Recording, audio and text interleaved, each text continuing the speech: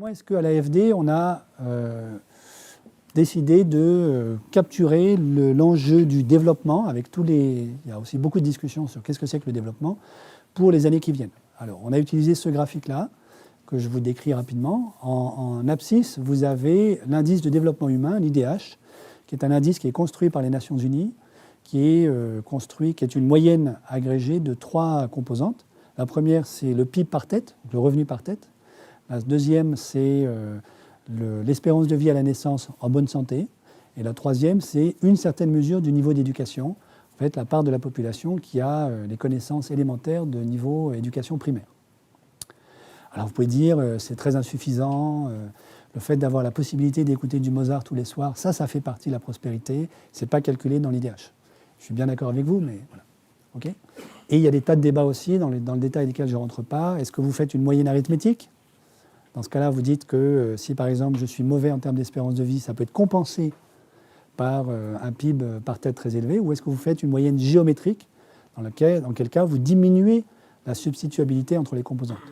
Évidemment, à titre personnel, je suis très favorable à une moyenne géométrique, mais le HDRO, qui est le bureau des Nations Unies à New York, qui produit les stats du HDI, a essayé une année de passer de la moyenne arithmétique à la moyenne géométrique, et en fait s'est fait rembarrer par tous les pays des Nations Unies qui avaient baissé dans le classement, en disant mais la moyenne géométrique, vous n'y pensez pas, il faut revenir à la moyenne arithmétique, simplement parce qu'ils avaient baissé. Voilà.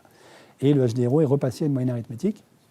Je dis ça parce que vous voyez bien que quand on rentre dans ce monde-là, les critères scientifiques qui font que nous, on a envie de faire quelque chose, sont immédiatement mis en balance avec des considérations politiques, voilà, mais avec lesquelles des économistes responsables sont quand même obligés de composer, oui, je crois. Alors, donc, l'axe des abscisses, c'est l'HDI, à 0 à gauche et 1 à droite, et on a mis ici une droite qui correspond à l'HDI 0,8, qui est le HDI de la Russie aujourd'hui. Donc on se dit, tout ce qui est à gauche de 0,8, c'est quand même pas très sympa. Tout ce qui est à droite, ça commence à devenir décent. Ça va ? Et puis l'axe des ordonnées, c'est l'empreinte écologique de Mathis Wackernagel, qui est une mesure, comme vous le savez, de la pression anthropique sur les écosystèmes naturels, transcrite en surface de terre arable. Alors, je sais très bien que l'empreinte écologique est très critiquée, discutée, et à juste titre. Voilà. Il n'empêche que c'est un truc documenté qu'on peut utiliser. Voilà. L'objet ici, ce n'est pas d'avoir le fin mot de l'histoire sur la mesure de ces questions-là, c'est d'essayer d'organiser un tout petit peu le débat. L'empreinte écologique, comme vous savez, si elle est supérieure à la capacité de charge des écosystèmes de la Terre, le mode de vie qui est le nôtre n'est pas vivable. Donc ici, vous avez la capacité de charge en 61, et ici, vous l'avez en 2012. Évidemment, elle baisse avec le temps, au fur et à mesure que nous abîmons nos écosystèmes. Et donc, tout ce qui est au-dessus de cette ligne-là n'est pas durable. Okay. Donc, nous, on dit, en fait, un monde avec quelque chose qui ressemblerait à du développement durable, c'est un monde dans lequel tous les pays seraient dans le rectangle magique, un HDI supérieur à 0,8 et une empreinte écologique inférieure à 1, enfin inférieure à la capacité de charge. Et vous voyez, parce que ça fait 3 minutes que je vous en parle, que la zone cible, ici, est vide. Okay. Donc il n'y a aucun pays qui est dedans. Donc l'intérêt de cette formulation, c'est que tous les pays du Nord sont là. Ça, c'est nous, la France est là. Beaucoup de pays du Sud, donc les clients, entre guillemets, de l'AFD sont là. Et donc l'enjeu, c'est d'expliquer à tout le monde a quelque chose à faire. Donc on sort complètement du schéma classique de Truman en 1948, qui est on va aider les pauvres du Sud à suivre le chemin de l'Occident. C'est tout le monde a faux. L'Occident, il doit apprendre à descendre ici, donc à baisser son empreinte écologique sans réduire son IDH. Et les pays du Sud doivent apprendre à augmenter leur IDH sans augmenter leur empreinte écologique. Voilà, c'est une manière de formuler le débat.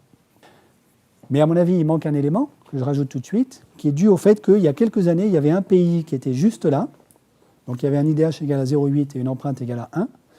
Maintenant, il est ici, c'est Cuba. Donc Cuba, en fait, a baissé son IDH et augmenté son empreinte à cause notamment de l'ouverture des frontières cubaines aux relations avec les États-Unis. Mais vous voyez que Cuba, il y a quelques années, c'était en fait le pays idéal qui satisfait aux 2 critères. Or, on sent bien que ça ne va pas. On a envie de faire Cuba, mais en mieux, c'est-à-dire de respecter en même temps la démocratie et les droits de l'homme. Et donc, en fait, en réalité, il y a une 3e dimension dans ce graphe, qui devrait être en dimension 3. Il faut que tout le monde arrive dans le rectangle magique tout en respectant autant que possible, voire davantage qu'on le fait aujourd'hui, les droits de l'homme et la démocratie. Ça va ? Là-dessus, une remarque qui génère énormément de controverses, qui est le mot droits de l'homme et le mot démocratie ne figurent pas dans le libellé des objectifs du développement durable des Nations Unies. Donc vous savez qu'en septembre 2015 à New York, les Nations Unies se sont données à elles-mêmes une nouvelle charte du développement durable, qu'on appelle les ODD, les SDGs en anglais, qui devient en fait la charte de tous les bailleurs internationaux, AFD comprise, qui est composée de 17 objectifs, avec dedans vous avez tout. L'égalité homme-femme, la réduction des inégalités, l'accès à l'eau potable, l'accès à une énergie pas chère, la préservation des océans, etc. Donc en fait, d'une certaine manière, les Nations Unies, ne sachant pas très bien quoi faire, se sont dit on fait tout, comme ça on est sûr de ne pas rater quelque chose. Évidemment, ils ne se sont pas posé la question de savoir si c'est compatible. Donc il y en a 17, mais peut-être que si on augmente le 3, ça fait baisser le 4, ou le 9, on ne sait pas. Et d'une certaine manière, ce graphique-là sort de cette espèce de naïveté positiviste qui est on a un grand tableau de bord, il y a 17 boutons, on va juste ajuster le monde en tournant les boutons comme il faut. Hein, donc ce graphique-là dit en fait il y a des liens entre ces boutons et personne n'arrive à augmenter les bons boutons en même temps. Puisque rien que ces deux dimensions-là, qui capturent un certain nombre d'ODD, il n'y a pas de problème, on pourrait en faire entrer les ODD là-dedans, montrent qu'on a une belle parabole, on n'a pas du tout une concentration de nuages ici. Ça va ? Mais en plus, le mot droit de l'homme et démocratie ne figure pas dans la déclinaison des 17 ODD. Comme si les amis, collègues, bureaucrates des Nations Unies s'étaient dit on peut faire du développement durable sans parler de démocratie et des droits de l'homme. Et je pense que c'est un truc auquel il faut vraiment être attentif aujourd'hui, c'est que cette espèce d'imaginaire technocratique de pilotage du développement sans se poser des questions politiques, en fait, hein, de démocratie et des droits de l'homme, est en train de monter. Et évidemment, il peut être alimenté par une certaine panique vis-à-vis de la gravité du dérèglement climatique. C'est-à-dire, au fur et à mesure que la panique grimpe, on peut finir par se dire, bon, il y a un certain nombre de trucs qu'il va falloir faire passer par-dessus bord, parce qu'on ne peut pas tout faire à la fois. Et la dimension droits de l'homme et démocratie, on y pensera quand on aura réglé le problème climatique. Vous voyez ? Donc, je signale ça parce que du coup, ça devient un objet de débat pour nous à l'AFD.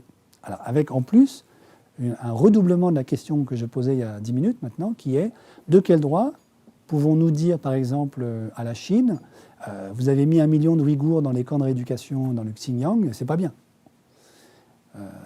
Alors, est-ce que nous, on peut mettre des conditions dans le dialogue de politique publique qu'on a avec la Chine et dire on acceptera de travailler avec vous le jour où vous aurez sorti le million de Ouïghours des camps de rééducation du Xinjiang. Même question pour toute une série de pays, évidemment. Voilà. Ce qui pose aussi en retour une question pour la France, c'est est-ce que la France est vraiment aujourd'hui la patrie des droits de l'homme ? Oui. Par exemple, ce qui se passe sur la question des migrants pose un vrai sujet, à mon avis. Alors, il faut que j'aille plus vite. Là-dedans, il y a un sous-sujet majeur pour l'AFD, mais pour tout le monde, vous voyez bien, hein, c'est la démographie africaine. Donc le continent africain, en particulier subsaharien, va connaître une poussée démographique majeure dans les décennies qui viennent, la plus grande poussée démographique que l'humanité n'ait jamais connue, et l'Afrique sera le seul à la connaître dans les années qui viennent. Donc il y a une double unicité, singularité de l'Afrique. Tous les autres continents ont déjà terminé leur transition démographique. Certains continents, comme nous, l'Europe, sont déjà dans le déclin. L'Europe, le Japon. Mais aucun continent, y compris la Chine, hein, n'aura de vraie poussée démographique dans les années qui viennent. L'Afrique est le seul. Et en plus, elle va le connaître à un rythme et une vitesse qu'aucun continent n'a connu depuis que l'humanité existe. Donc les chiffres, c'est simple. L'Afrique aujourd'hui, c'est 1,3 milliard d'habitants. C'est la pyramide que vous voyez ici.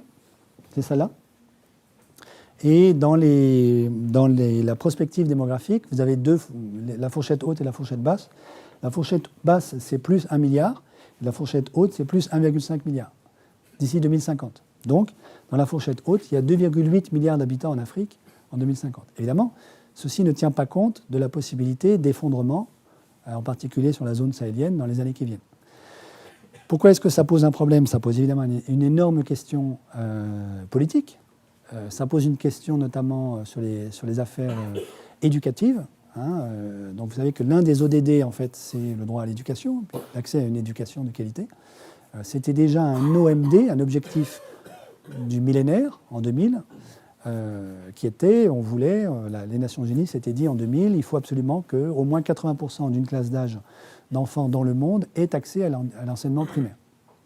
Alors aujourd'hui, le paradoxe est le suivant, c'est que cet objectif est atteint, donc y compris en Afrique, 80% des enfants d'une classe d'âge aujourd'hui vont à l'école primaire, y compris les filles, donc là, bon, il y a un vrai progrès qui a été réalisé, mais de ces 80% d'enfants qui y vont, 60% d'entre eux n'apprennent rien. Donc ressortent de l'école sans savoir ni écrire, ni lire, ni compter. Autrement dit, il ne suffit pas de mettre un instit devant des enfants assis sur des troncs d'arbres sous de la tôle ondulée pour qu'ils apprennent quelque chose, en particulier si l'instit lui-même est analphabète, par exemple. Oui. Donc je caricature, mais à peine, en fait, l'enjeu du problème. Donc vous voyez que déjà avec 1,3 milliard, c'est ça l'enjeu de l'éducation, plus 1 milliard de plus, vous voyez un peu le sujet. Et évidemment, ceci ne peut pas ne pas alimenter les énormes questions migratoires que nous nous posons et des questions liées à Boko Haram et au trafic qui ont lieu aujourd'hui, à la piraterie organisée qui a lieu sur l'ensemble de la bande sahélienne. Alors, un point un peu provocateur, mais que je fais volontairement, qui est, en général à ce stade de la discussion, avec des collègues des institutions internationales, comme tout ceci est quand même assez angoissant, il faut le reconnaître, il y a quelqu'un qui, pour arrêter l'angoisse, dit oui, mais enfin, l'homme est intelligent, on n'a jamais eu de grandes catastrophes humanitaires, donc on va trouver un moyen, c'est sûr. Voilà. Et je suis sûr que ça vous habite, mais moi aussi d'ailleurs. Et je ne dis pas qu'on ne va pas y arriver. Je dis qu'il faut être conscient du fait que malheureusement, il y a déjà eu des catastrophes humanitaires, simplement on les a oubliées. Alors il y a un historien américain qui s'appelle Mike Davis, rien à voir avec le Miles Davis, le trompettiste, qui avait publié un bouquin, à mon avis, qui vaut le détour, qui s'appelle Génocides tropicaux, en français, qui documente le fait suivant, c'est qu'en 1890, il y a eu un gigantesque effet El Niño qui a provoqué des inondations, des pluies torrentielles et des sécheresses au Brésil, en Afrique, en Inde et en Chine. Et le phénomène a été traité par le plus grand mépris par les administrations coloniales de l'époque. Et les résultats, c'est 50 millions de morts en 2-3 ans. 50 millions. Donc en réalité, c'est un événement de même ampleur que la Première Guerre mondiale. Or, ça ne figure dans aucun de nos manuels d'histoire. Donc ça veut dire que l'Occident est capable d'abord de ne rien faire devant 50 millions de morts en 2-3 ans, mais en plus d'effacer la mémoire de ça. Vous voyez ? Ce qui pose une vraie question, à mon avis, sur notre propre reconstruction historique de l'histoire de l'Occident. Bon. Et donc je signale ceci volontairement pour dire, notre sujet aujourd'hui, c'est pas... On sait bien que l'humanité est intelligente, donc on va éviter le pire, c'est comment faire en sorte que le pire ne se reproduise pas, puisqu'il a déjà eu lieu.